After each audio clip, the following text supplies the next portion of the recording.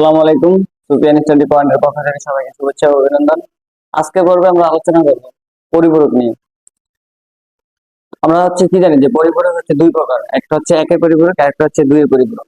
তো প্রথম আমরা দেখবো একের পরিপূরক, মানে ওয়ান্স কমপ্লিট,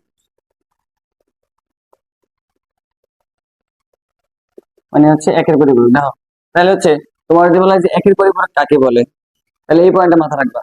জিরোর জায়গায় ওয়ান এবং ওয়ানের জায়গায় জিরো বসিয়ে যে মান পাওয়া যায় তাকে বলা হয় একের পরিপূরক। এই জিনিসটা মাথা রাখবে, জিরোর জায়গায় কত, জিরোর জায়গায় ওয়ান, জিরোর জায়গায় ওয়ান এবং ওয়ানের জায়গায় জিরো বসিয়ে যে মান পাওয়া যায়, বসিয়ে যে মান পাওয়া যায় তাকে বলা হয় একের পরিপূরক। এখানে একটা জিনিস খেয়াল করো, কি বলছি যে জিরোর জায়গায় ওয়ান এবং ওয়ানের জায়গায় জিরো বসিয়ে যে মান পাওয়া যায় তাকে একের পরিপূরক বলে। তাহলে প্রথম একটা পয়েন্ট খেয়াল করো, আমরা যদি একটা উদাহরণ দিই, যে একের পরিপূরক যদি একটা উদাহরণ দিই আমরা, তো তোমরা এরকম দিলে 1 1 0 1 0, তোমরা বললো এটার একের পরিপূরক করো। একের পরিপূরক মানে কি বলছিলাম, মানে জিরোর জায়গায় ওয়ান, ওয়ানের জায়গায় হবে কি জিরো। তাহলে দেখো তোমরা যদি এটার একের পরিপূরক করো, তাহলে আমরা কি দেখাচ্ছি, তো 0 0 1 0 1, এটা একের পরিপূরক, মানে জাস্ট ওয়ানের জায়গায় জিরো, জিরোর জায়গায় ওয়ান, এটা একের পরিপূরক। মাথা রাখবা যে তোমার একটা জিনিস উল্টাইলে যেটা পাওয়া যায় এটা একের পরিপূরক, মানে যদি জিরো থাকে তাহলে ওয়ান, ওয়ান থাকলে জিরো, এটা একের পরিপূরক। এখন দেখো তোমার যদি বলা হচ্ছে দুইয়ের পরিপূরক, এবার আমরা যদি টুস কমপ্লিমেন্ট করি, মানে দুইয়ের পরিপূরক। মাথা রাখবে দুই পরিপূরক কাকে বলে, এই পয়েন্টে মাথা রাখবা যে একের পরিপূরকের সাথে, এই যে একের পরিপূরকের সাথে এক যোগ করলে যে মান পাওয়া যায় তাকে বলা হয় কি দুইয়ের পরিপূরক। তাহলে দেখো এটা কি একের পরিপূরক, ধর আমরা এটা ধরি, মানে কি আছে 0 0 1 0 1, এটা একের পরিপূরক। তুমি যদি এটার সাথে এক যোগ করো, যোগ করে যে মানটা পাবে এটা দুইয়ের পরিপূরক। কিভাবে দেখো, এখন কি বলছে দেখো, একের পরিপূরকের সাথে এক যোগ করলে যে মান পাওয়া যায় তাকে বলা হয় দুইয়ের পরিপূরক। তাই তো একে একে যোগ করলে কত হয় 10, 10-এর কত শূন্য, হাতে আছে কত এক, শূন্য রেখে যোগ করলে কত হয় এক, হাতে কিছু আছে নাই, তার মানে এক, শূন্য শূন্য, এটা কি তোমার টুস কমপ্লিমেন্ট। ক্লিয়ার সবাই? যে এই জিনিসটা মাথা রাখবে যে প্রথম একের পরিপূরক কাকে বলে, জিরোর জায়গায় ওয়ান, ওয়ানের জায়গায় জিরো বসিয়ে যে মান পাওয়া যায় তাকে বলে একের পরিপূরক। তারপর দুই পরিপূরক কাকে বলে, যে তোমার একের পরিপূরকের সাথে এক যোগ করলে যে মান পাওয়া যায় তাকে বলা হয় দুইয়ের পরিপূরক। এটা কিন্তু অনেক গুরুত্বপূর্ণ। এখন তোমার যখন আমরা অঙ্কগুলো করবো, দুই পরিপূরক যোগ এবং বিয়োগ, তখন কিন্তু মাথা রাখো, যখন তোমার দুই পরিপূরক করতে বলবে, আগে কিন্তু করতে হবে তোমার একের পরিপূরক, তারপর করতে হবে দুই পরিপূরক। দেখো এখন তোমরা যে পয়েন্টটা মাথায় রাখবে, আমরা এখন দুই পরিপূরক যোগের নিয়মগুলো লিখবো, তারপর আমরা একটা উদাহরণ লিখবো, অঙ্ক করবো আর কি। দেখো প্রথম দুইয়ের পরিপূরক যোগের নিয়ম, দুইয়ের পরিপূরক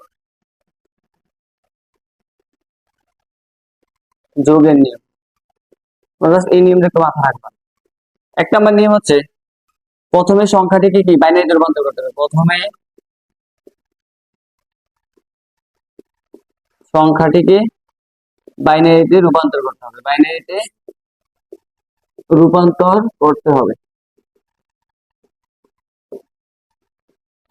দুই নম্বর মাথা রাখবা, সংখ্যাটির প্রকৃত মান গঠন করতে হবে, সংখ্যাটির প্রকৃত মান গঠন করতে হবে।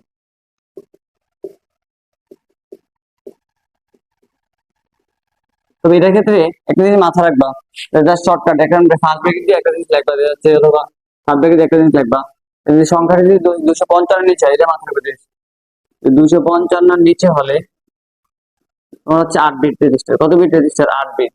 আর তোমার 255 তোমার বেশি হলে, যদি 255 বেশি হয় তাহলে কত বিট, 16 বিট। এই জিনিসটা মাথা, মানে 16 বিট রেজিস্টার।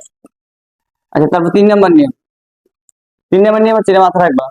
3 নম্বর নিয়ম এটা 1 2, 3 নম্বরটা মাথা রাখবা যে ঋণাত্মক সংখ্যার ক্ষেত্রে, মানে সংখ্যাটা যদি তোমার মাইনাস হবে, ঋণাত্মক সংখ্যার ক্ষেত্রে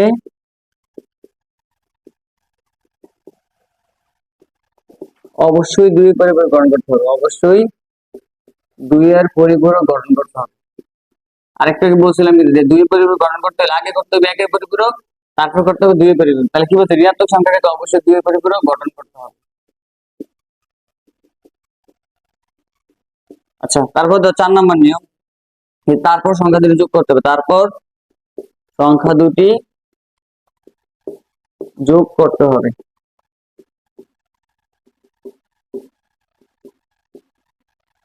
তারপর হচ্ছে 5 নম্বর যেটা মাথায় রাখবা, যোগ করার পরে চিহ্ন বিট, একটা হচ্ছে চিহ্ন বিট, একটা হচ্ছে ক্যারি বিট। মানে চিহ্ন বিটের পর ক্যারি বিট থাকলে বাদ দিতে হবে। ক্যারি বিট মানে কিন্তু যেটা হাতে থাকে, ক্যারি বিট থাকলে বাদ দিতে হবে। তারপর 6 নম্বর পয়েন্ট হচ্ছে তোমার হচ্ছে চিহ্ন বিট যদি জিরো হয়, মাথায় রাখবে যদি চিহ্ন বিট জিরো আসে, চিহ্ন বিট জিরো হলে তোমার হচ্ছে ফলাফল ধনাত্মক। ফলাফল কি হবে তোমার? ফলাফল ধনাত্মক। আচ্ছা, মাথা চিহ্ন বিট জিরো হলে ফলাফল ধনাত্মক, আর চিহ্ন বিট যদি তোমার 1 হয়, ফলাফল হচ্ছে কি তোমার হচ্ছে ফলাফল ঋণাত্মক। এটা মাথায় রাখবা। আর লাস্ট পয়েন্ট হচ্ছে এটা মাথায় রাখবা যে ঋণাত্মক সংখ্যার চিহ্ন বিট যদি তোমার হচ্ছে ধরো 1 হয়, তাহলে ফলাফল কি ঋণাত্মক। তাহলে মাথায় রাখবা যে ঋণাত্মক সংখ্যার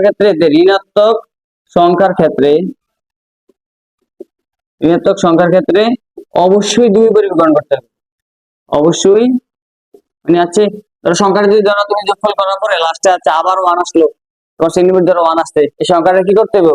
উল্টাইয়া, এটা মানে সংখ্যাটা ধরো 1 থাকলে আবার 0 করো, মানে 1 থাকলে 0 করো, 0 থাকলে 1 করো, ওই সংখ্যাটা উল্টে এটার সাথে 1 যোগ করে দিলে আমাদের আনসারটা বের হয়ে যাবে। ঋণাত্মক সংখ্যার ক্ষেত্রে অবশ্যই কি করতে হবে? 2 এর পরিপূরক গঠন করতে হবে। 2 এর পরিপূরক গঠন করতে হবে। এটা লেখার মানে হচ্ছে এই সিরিয়ালটা যদি মাথায় রাখতে পারো তাহলে আর ভুল হওয়ার কোনো পসিবল নেই। এটা হচ্ছে মানে ভুল হওয়ার সম্ভাবনাই নেই। মাথায় রাখবে এই পয়েন্টটা, সিরিয়ালটা শুধু মাথায় রাখবা।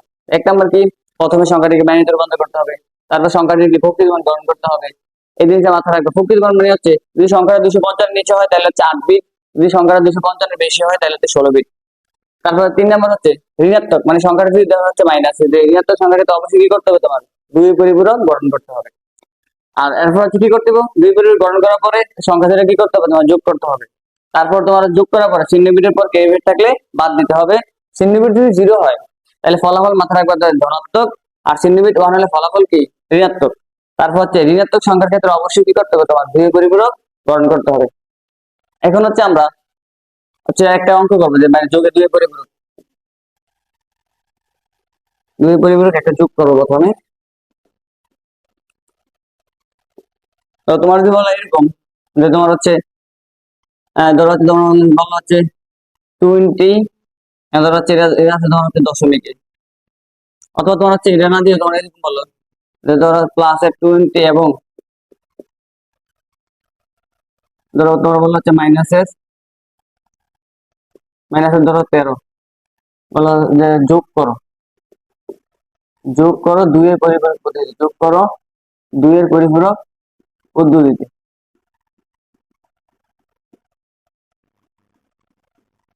তাহলে হচ্ছে কি করতে হবে? দাও তাহলে ওই যে 7টা রুলস, তাহলে কি বলছিলাম দুই কটা সংখ্যা আছে? 2টা সংখ্যা। তাহলে দেখো তুমি কিন্তু প্রথমে বলতে পারো তোমার আনসারটা কত হবে, তার মানে সাইড নোট করবা।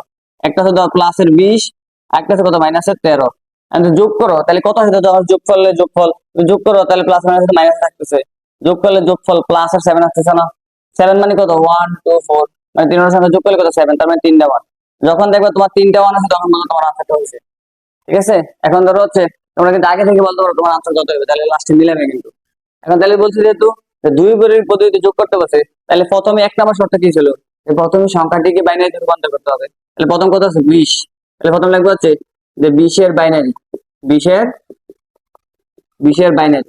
তাহলে দেখো 20 এর বাইনারি কত? 1 2 4 8 16, 16 এর সারি কত? 20, 1 1, এখানে কত? 0 0, তার মানে কত তোমার? অথবা তোমরা খালি ক্যালকুলেট করে নিতে পারো 1 0 1 0 0।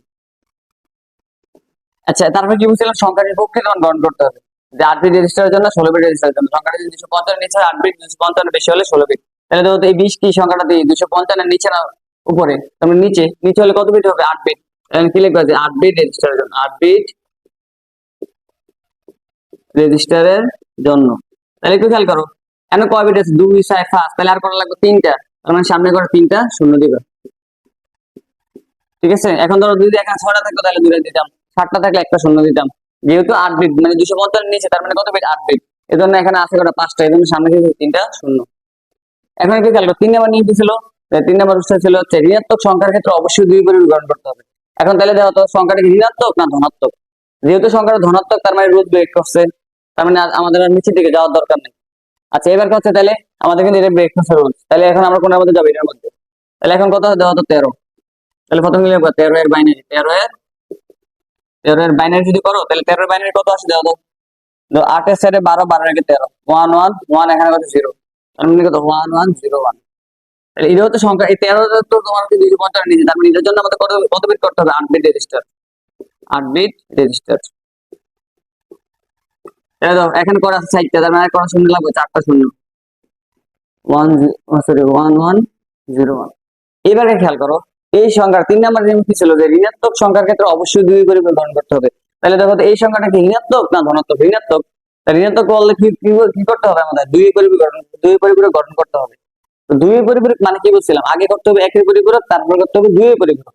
তাহলে দাও প্রথমে কি লিখবা? যে একের পরিপূরক 13 এর একের পরিপূরক। একের পরিপূরক কিন্তু সবাই জানো যে 0 জায়গায় 1, 1 এর জায়গায় কি হবে 0, তার মানে এখানে কত 0 আছে, তার মানে 1 1 1 1, এখানে কত 0 0 1 0। এটা হচ্ছে একের পরিপূরক। আমরা কি জানি করতে হবে দুই পরিপূরক। একের পরিপূরকের সাথে এক যোগ করলে যে মান পাওয়া যায় তাকে বলে কি দুই পরিপূরক। তাই দাও 0 আর 1 যোগ করলে কত হবে 1। শুধু এই দুইটা, এটা বাদ, কিন্তু শুধু হচ্ছে এই একের পরিপূরক আর এটার সাথে এক যোগ করবা। 0 এর কত 1, হাতে কিছু আছে নাই, তার মানে হচ্ছে যা আছে তা 1 0 0 1 1 1 1। এটা হচ্ছে কি 13 এর 2 এর পরিপূরক। আশা করি এটুকু সবাই বুঝছো। এখন তো তোমরা একটা পয়েন্ট মাথা রাখবা, তাহলে ভুলের সম্ভাবনা রোজ যদি মাথা না রাখো তা হবে যে তোমার হচ্ছে যদি ধরো প্লাস থাকুক আর মাইনাস থাকুক, দুটোটার ক্ষেত্রে আমাদের হচ্ছে কি 8 বিট রেজিস্টার মধ্যে পড়তে হবে। আবার বলতেছি প্লাস থাকুক আর মাইনাস থাকুক, দুটোটার ক্ষেত্রে 8 বিট রেজিস্টার মধ্যে পড়তে হবে। তো যখন দেখবো হচ্ছে প্লাস আছে সামনে, তখন বলবো হচ্ছে আমাদের আর দুই পরিবার করা লাগবে না। যখন দেখবো হচ্ছে মাইনাস আছে, তখন আমাদের কি করতে হবে? দুই পরিবার করতে হবে। আর দুই পরিবার মানে কিটা? যে আগে করতে হবে একের পরিপূরক, তারপর করতে হবে দুই পরিপূরক। আশা করি সবাই ক্লিয়ার। এখন তাহলে দেখো 4 নাম্বার নিয়ম কি ছিল? তারপর সংখ্যা দুটি যোগ করতে হবে। তাহলে দেখো আমরা হচ্ছে এটা পাইছি আর এখানে লাস্ট পাইছি এটা, তাহলে এই দুইটার সঙ্গে কি করতে হবে? আমাদের যোগ করতে হবে। তো অবশ্যই এটা করার আগে বাইনারি যোগ করতে হবে। তোমরা হচ্ছে গত ভিডিওটা দেখে নিও, আশা করি বাইনারি যোগ আর সমস্যা হবে না, যোগ দিও। তো দেখো এখন আমরা হচ্ছে কি করবো? এই দুইটা সংখ্যা যোগ করতে হবে। তাহলে দেখো আমরা হচ্ছে প্লাস এর 20, এর জন্য পাইছি কত তোমার?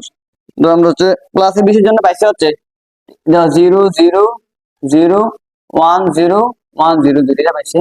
আর মাইনাস এর 13 জন্য আমরা পাইছি কত? দেখো 1 2 3 4টা 1, 1 2 3 4টা 1, তারপর দুইটা 0 1 1। এখন এই সংখ্যাটা কি করতে হবে? আমাদের যোগ করতে হবে। তাহলে দেখো 0 আর 1 এর যোগ করলে কত 1, এটা কত 1, 0 এর কত 1 0, 1 1 10 10 0 হাতে আছে 1, 1 1 10 10 0 হাতে আছে 1, 1 1 10 10 0 হাতে আছে 1, 1 1 10 10 0 হাতে আছে কত 1।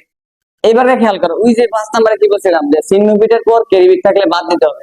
এখন একটা জিনিস মাথা রাখবা, যদি 8টা সংখ্যা থাকে অথবা 9টা সংখ্যা থাকে, অথবা তোমার যদি 4টা অথবা 5টা থাকে, তাহলে মাথা এখানে টোটালি কটা আছে? 9টা আছে।